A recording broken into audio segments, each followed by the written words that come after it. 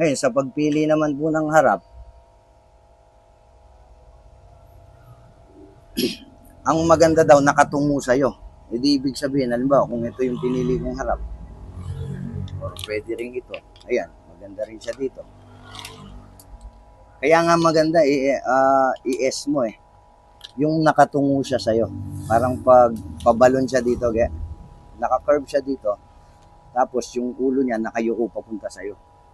Yun daw yung magandang harap. Pero kung ines mong ganyan, ines mo dito, kahit sa ano, magiging muka. Ayan. Pwede na pa nating iyuko dito, liliit pa. Kaya nasa sa inyo po yung style na gusto nyo. May tatamang style. Pwede siyang semi-cascade eh. Yan. Igaganon mo siya. Ile-layer mo dito. Ulo na naman to. Nasa sa inyo po. Sa ngayon kasi dahil bago pa yung match, marami pang pagdadaanan. Ganito lang siya. Ito pa po yung isa. Ito winire ko na po to. Tapos may tumubo na isa dito kasi ito yung ulo talaga niya eh. Ito yung buo niya eh.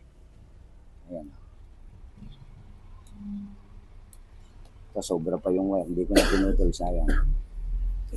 Tapos iwa-wire ulit natin yung pangalawa. Ayan. Sa pag-wire, dahan-dahan lang o.